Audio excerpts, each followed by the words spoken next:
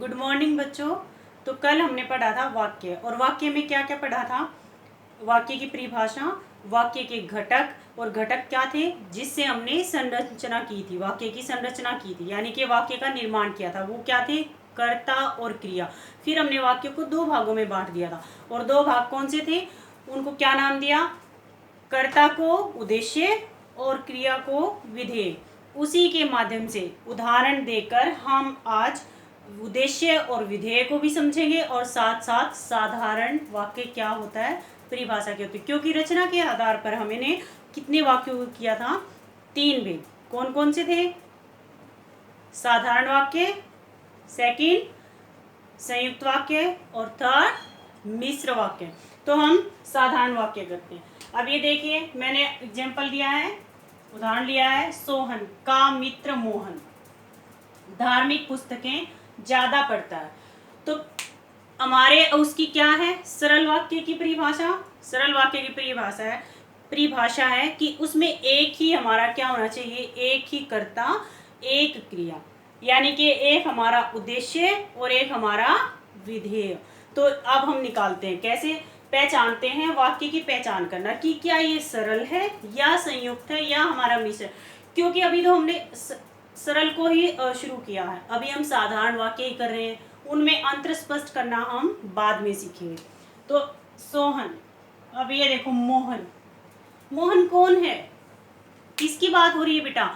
आप भी हो सकते हैं, या किसी और का भी नाम हो सकता है, या एक हमारे कृष्ण भगवान भी हैं, उनका नाम भी मोहन है। तो लेकिन यहाँ किस मोहन की बात की जा रही है? यहाँ पर मोहन की बात की जा रही है सोहन के मित्र। तो कर्ता कौन हुआ? हमारा मोहन। ये हो गया हमारा कर्ता। अब ये देखिए, ठीक है, कर्ता ले लिया, और हमने साथ में उद्देश्य में और विधेय में बेटा विस्तारक, कर्ता विस्तारक की, क्रम विस्तारक की, क्रिया विस्तारक की, पूरक शब्दों का भी वर्णन किया था। तो अब आप ये देखिए, अगर आपको ध्यान नहीं है, आपने अपना नोटबुक में नहीं लिखा है, नहीं उतारा है, तो आप फिर से वीडियो देख सकते हैं। और यहाँ पर देखिए कर्ता, और ये जो बच गया कौन? मोहन किसका मित्र है? सोहन का। तो ये हो गया हमारा इतना कर्ता विस्तारक, यानी कि ये कर्ता का विस्तार कर रहा है। अब क्या काम कर रहा है मोहन? पुस्तकें पढ़ रहा है। ये आ गया हमारा कर्म। अब हमने ये हमारा कर्म आ गया। हमने ये जाना था कि कर्म का भी विस्तारक होता है और अन्य पूरक शब्द भी होते हैं, सहायक क्रिया भी होती है। अब ये धार्मिक, ये धर्म से बना धार्मिक विशेषण है। किसकी विशेषता बता रहा है? ये यहाँ पर पुस्तक की विशेषता बता रहा है। तो इसमें क्या आ जाएगा हमारा? यहाँ पर धार्मिक कर्म का विस्तारक। ठीक है, शॉर्ट फॉर्म में लिख देती हूं मैं यहाँ पे, कर्म का विस्तारक। ठीक है, और अब आ गया आपका पढ़ता है। पढ़ता आपका क्रिया, वैसे पढ़ होती है क्रिया, ता और है सहायक। सहायक क्रिया के अंदर चले जाएंगे। ज्यादा क्या है? फिर विशेषण कौन सा? परिमाणवाचक, मात्रा ज्यादा बता रहा है, तो यहाँ पर इसमें क्या आ जाएगा? ये क्रिया का विस्तारक। अब देखते हैं इसको, ठीक है। अब इसको क्या देखते हैं हम? यहां से हटा देते हैं इसको अभी कुछ टाइम के लिए। तो यहाँ पर ये आ जाता है क्रिया विस्तारक। अब ये देखिए यहाँ पर कर्ता, और ये सारा हमने वाक्यों को दो भागों में बांटा है। किसमें? विधेय। ये हमारा हो गया उद्देश्य, सारा का सारा इधर आ, और यहाँ से जो कर्म है, क्रम का विस्तारक है, और ये आपकी क्रिया है, सहायक क्रिया, ये सब के सब आ जाएंगे हमारे किसमें? विधेय में। विधेय, विधेय में। तो क्या हुआ? जो हमारा वाक्य था पूर्ण विराम तक एक वाक्य था पूरा का पूरा। अब इस वाक्य में क्या आ गया? इस वाक्य में ये आ गया कि भाई हमने इसके दो भाग कर दिए एक उद्देश्य में। ये देखिए, मोहन से मोहन का मित्र सोहन। वापस चलते हैं, बैक साइड उल्टा चलते हैं। मोहन है, सोहन का मित्र मोहन, यहाँ से हमने इसको दिया कर्ता और कर्ता विस्तारक, तो यहाँ इसका नाम आ गया उद्देश्य और यहाँ आ गया। तो अब ये देखना है, एक ही उद्देश्य है और एक ही विधेय है, तो हमारा ये वाक्य हुआ यहाँ पर साधारण वाक्य। साधारण वाक्य, या हम इसको सरल वाक्य भी बोल सकते हैं, आपकी मर्जी पर है कि आप इसको सरल बोलें या इसको वो बोले। तो अब इसको देखो, यहाँ पर हम साथ के साथ लिखते हैं वाक्यों को। राम भोजन खाता है या श्याम भोजन खाता है। व्याकरणिक दृष्टि से वाक्य खाता है, व्याकरणिक दृष्टि से बेटा वाक्य शुद्ध होना चाहिए और पूर्ण होना चाहिए। उसमें वाक्य छोटा भी हो सकता है और बड़ा भी हो सकता है, वो कोई वो नहीं, लेकिन शुद्ध। आप देखो वो कितना बड़ा वाक्य था और ये छोटा। अब इसमें श्याम क्या आ गया हमारा, कर्ता, क्या काम कर रहा है, भोजन खाता है, तो ये हमारा क्या आ गया, क्रिया कर रहा है, अपना काम कर रहा है। तो इसको हमने क्या नाम दिया था, उद्देश्य।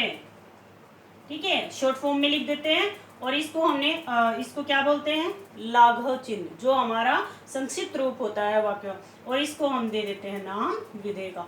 वाक्य के दो विभाजन और दोनों पार्ट में क्या हमारा कंडीशन क्या थी कि एक विधेय और एक उद्देश्य, ये दो होने चाहिए तो साधारण वाक्य होगा। ध्यानपूर्वक सुनेंगे बेटा, क्योंकि नियमों को पढ़ते हुए हम चलेंगे तभी व्याकरण को हम समझ पाएंगे। जिस तरह से हम मैथ के सम्स निकालने के लिए फॉर्मूलाज को यूज करते हैं, उसी तरह से व्याकरण को समझने के लिए इसके नियम होते हैं। जब हम व्याकरण के किसी भी अध्याय का अध्ययन करते हैं तो उसके कुछ नियम होते हैं, उसके अपने सूत्र होते हैं, मीन्स फार्मूलाज होते हैं, तो वो हमें याद रखने पड़ते हैं, उसके द्वारा ही हम अपने वाक्यों को पहचान पाएंगे।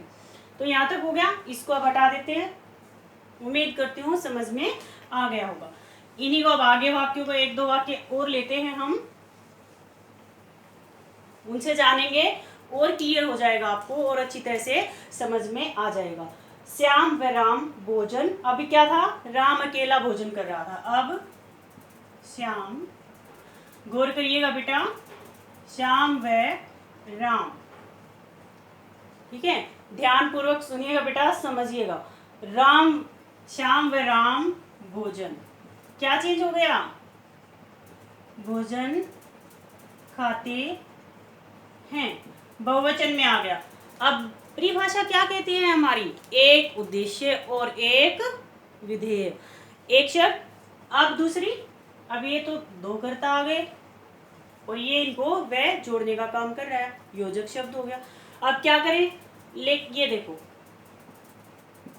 समझे बेटा ध्यानपूर्वक, कर्ता, दो कर्ता हो गए वाक्य में, दो कर्ता हैं लेकिन काम क्या कर रहे हैं, भोजन, एक ही काम कर रहे हैं, दोनों एक ही काम कर रहे हैं, मतलब ये हो गया आपका क्या, उद्देश्य। ये क्या हो गया बेटा, उद्देश्य, और ये आपका चला जाएगा सब किसमें, विधेय के अंदर। उद्देश्य और विधेय, हमारी परिभाषा की कंडीशन कंप्लीट। अब दूसरा नियम हमारा इसका कि कर्ता अगर एक से अधिक हो वाक्य में तो वो क्रिया उनकी समान हो। एक, दोबारा सुने बेटा, कर्ता हमारे वाक्य के अंदर एक से अधिक हो लेकिन उनकी क्रिया समान हो, यानी कि एक ही काम कर रहे हो, एक ही क्रिया हो रही हो उनके द्वारा, तो सरल वाक्यों का डेफिनेटली यहाँ पे आपका साधारण वाक्य है। अब दूसरा देखते हैं। अब ये तो हो गया था दो कर्ता, अब दूसरा क्या देखेंगे, इसी को लेते हैं। सोहन, एक नाम बदल दिया बस मैंने, सोहन पढ़ व लिख रहा है। पहली शर्त को देखेंगे हम, दो शर्त अब हमारे पास आ गई कि कितनी ही क्या हूं, कर्ता भी अगर एक से अधिक हो लेकिन उनके द्वारा जो क्रिया की जा रही है वो समान हो, एक हो, तो हमारा सरल वाक्य ही रहेगा, साधारण वाक्य ही रहेगा। अब दूसरा क्या बदल गया, सोहन पढ़ व लिख रहा है। इसमें क्या है, इसमें कर्ता दो है बेटा, और इसमें क्या है, इसमें आपका क्रियाएं दो हैं। ठीक है, अब डेफिनेशन तो हमारी क्या कहती है, मीन्स परिभाषा क्या परिभाषित करती है कि एक उद्देश्य और एक विधेय, अर्थात एक कर्ता और एक क्रिया। यहाँ तो क्रियाएं दो आ गई। अब देखो सोहन क्या है, कर्ता, कर्ता को हमने क्या नाम दिया, पर्टिकुलर उद्देश्य, उद्देश्य हो गया। अब पढ़ व लिख रहा है, तो कर्ता कौन है, सोहन। काम क्या कर रहा है, पढ़ रहा है, पढ़ने के साथ साथ वो लिख रहा। एक कर्ता है, कर्ता के द्वारा दो क्रियाएं की जा रही हैं, लेकिन यहाँ किसी और, तो ये क्या आ जाएगा, देखो बेटा उसके नियम पे नहीं, वाक्य के कंडीशन को समझें, वाक्य के हालात को समझें कि वाक्य क्या कहना चाह रहा है। वाक्य क्या कहना चाह रहा है कि सोहन है और वो पढ़ भी रहा है तो लिख भी रहा है। तो हमने पहले क्या कंडीशन थी हमारी, क्या कंडीशन थी, क्या शर्त थी, क्या नियम था हमारा, क्या इम्प्लीमेंट हो रहा था नियम, तो क्या रूल इम्प्लीमेंट हो रहा था यहाँ पे हमारा कि एक विधेय और एक उद्देश्य।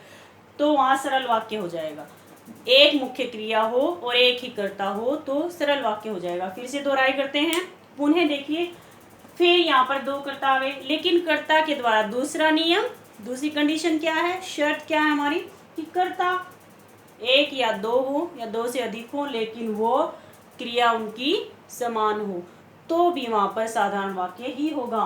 सोहन पढ़ व लिख रहा। अब कर्ता एक आ गया, लेकिन कर्ता के द्वारा जो क्रिया की जा रही है वो देखने आपको एक ही कर्ता इस क्रिया को कर रहा है।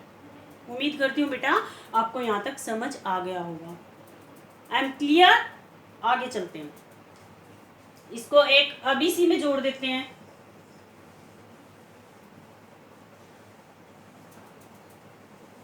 अब इसी के अंदर हम इसी वाक्य को ले लेते हैं। हमने क्या लिखा था पहले, अब देखो सोहन और राम पढ़ रहे थे, अब राम गीता सीता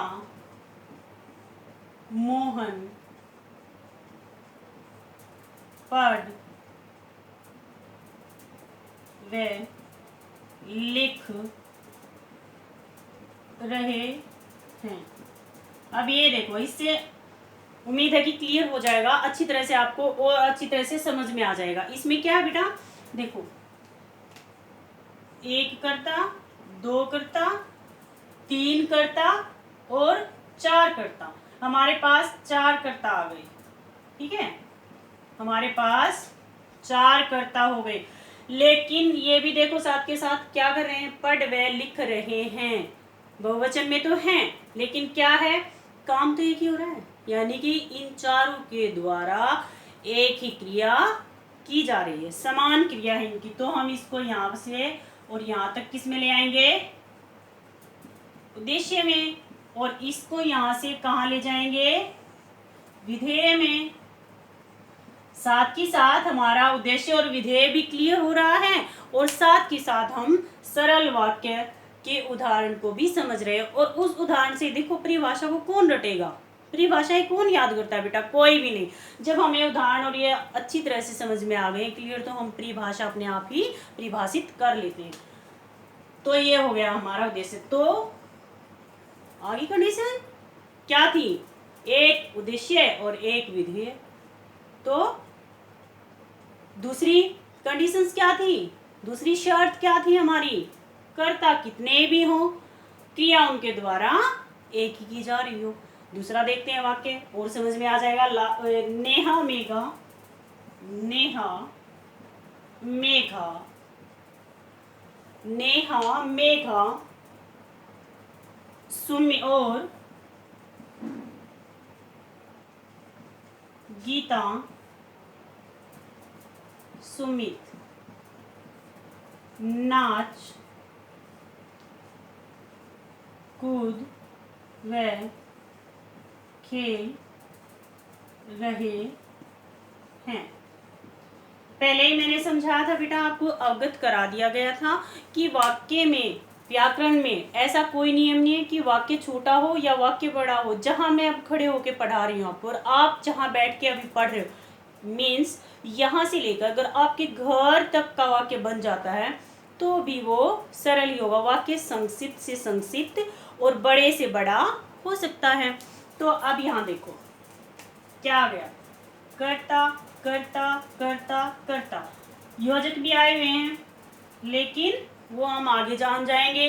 संयुक्त में भी प्रयुक्त होते हैं, ये संयुक्त वाक्य में प्रयोग होता है इनका, लेकिन आगे जान जाएंगे हम।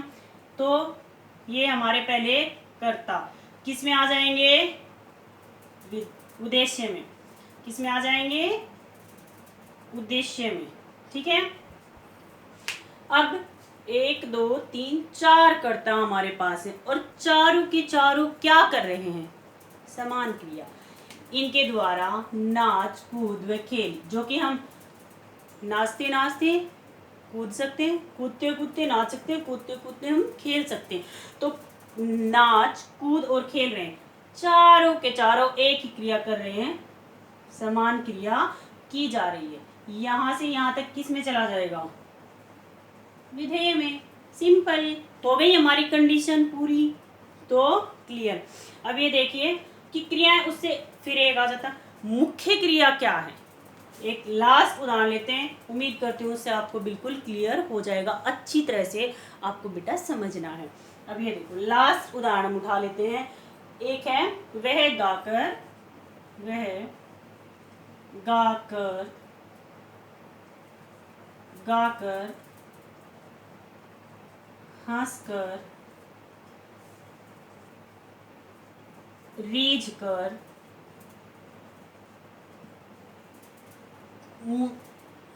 मुस्कुराकर, मुस्कुराकर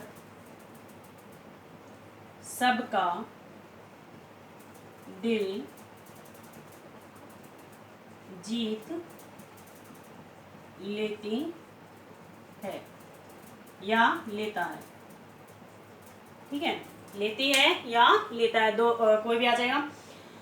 अब ये देखो वह एक करता, लेकिन गाकर, हंसकर, रीझकर, मुस्कुराकर ये मुख्य क्रियाएं नहीं हैं। मुख्य क्रिया कौन सी है, जीत लेना।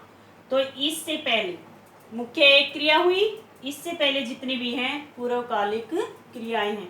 पूर्वकालिक क्रिया की पहचान होती है बेटा कर लगाकर। जिसमें कर लगा होगा वो पूर्वकालिक क्रिया होगी, जो मुख्य क्रिया से पहले आती है। क्लियर। अब इसकी पहचान देख लीजिए। सरल वाक्य की पहचान, साधारण वाक्य की पहचान। पहचान क्या है, चाहो तो लिख सकते हो और चाहो तो अपने मस्तिष्क में बिठा सकते हो। पहचान सरल वाक्य की, चाहो तो बेटा अपनी कॉपी में लिख सकते हो, मैं तो कहूँगी लिख ही लो, क्योंकि ये आपके फायदे की बात है, आपके काम आएगी आपके एग्जाम टाइम में, तब तक आप भूल जाओगे। तो पहचान पहली, नंबर 1 क्या शर्त है, एक से अधिक। पहली, एक से अधिक करता हूं किंतु उनकी क्रिया समान हो, क्रिया समान हो। मेरा आशय समझ रहे हो बेटा, समान हो, एक ही क्रिया उनके द्वारा की जा रही हो। दूसरा नियम, जो हम साधारण वाक्य की पहचान करने में समर्थ होंगे, सक्षम होंगे, आसानी, या यूं कहूं कि आसानी से पहचान पाएंगे। अब दूसरा नियम क्या कहता है कि यहाँ पर दूसरा नियम क्या कह रहा है हमारा, कि यदि एक से अधिक क्रियाएं हों परंतु उनका, अब दूसरे उदाहरण के अकॉर्डिंग आप पीछे वीडियो करके देख सकते हो कि सेकंड एग्जांपल क्या था हमारा। दूसरे उदाहरण के अनुसार क्या आ जाएगा कि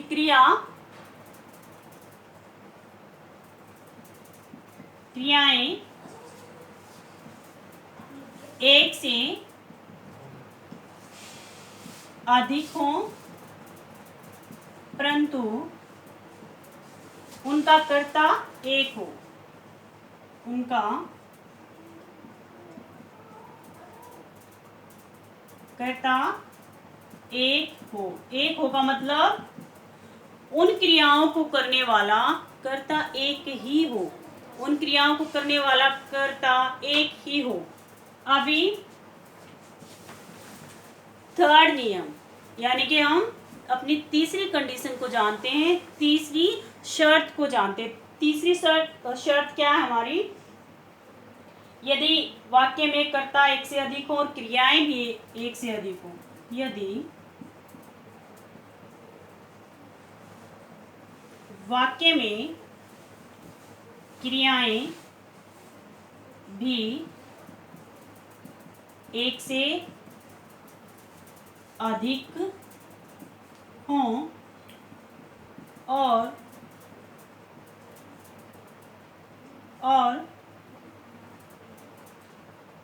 कर्ता भी एक से अधिक हो, जो कि हमने इससे पहले वाले वाक्य में जाना था। लेकिन एक से अधिक कर्ता हो, एक से अधिक क्रिया होने पर भी कर्ता की क्रिया एक समान हो, तो सारे कर्ता, ठीक है, कर्ता भी एक से अधिक हो, लेकिन उनके द्वारा की जाने वाली क्रिया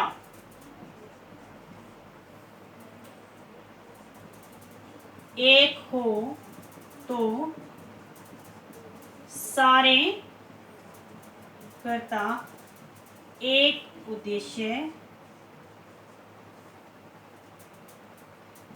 उद्देश्य माने जाएंगे और सारी क्रियाएं एक क्रिया में मानी जाएंगी। समझ आया बेटा? देखो, पुनः आवृत्ति करते हैं, पुनः सुनो, गौर करो इस बात पर। इन नियमों से ही हम उसको परिभाषा आपके एग्जाम में पूछी भी नहीं जाती है। परीक्षक के द्वारा केवल वाक्यों की पहचान या उनको परिवर्तित करने की पूछा जाता है। अब ये देखो, परिभाषा हमारे अपने आप हमारे उदाहरण से क्लियर हो जाती है, हम परिभाषित उसको कर लेते हैं। अब ये देखो, पहला, एक से अधिक कर्ता किंतु उनकी क्रिया एक समान हो।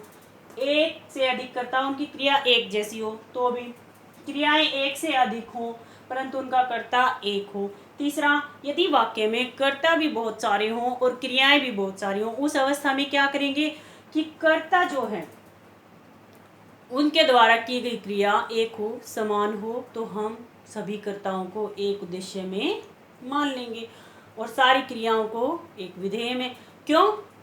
क्योंकि हमारा जो है नियम कहता है, हमने कर्ता को उद्देश्य में रखा है, कर्ता विस्तारक को उद्देश्य में रखा है, और जो क्रिया है क्रिया विस्तारक है, कर्म है कर्म विस्तारक है, और क्रिया है क्रिया विस्तारक है, सहायक क्रिया है और पूरक शब्द है, वो सब के सब किस में आते हैं? विधेय में। क्लियर? अब यहाँ तक हमारा सरल वाक्य पूरा हुआ। अब दूसरा भी किसका?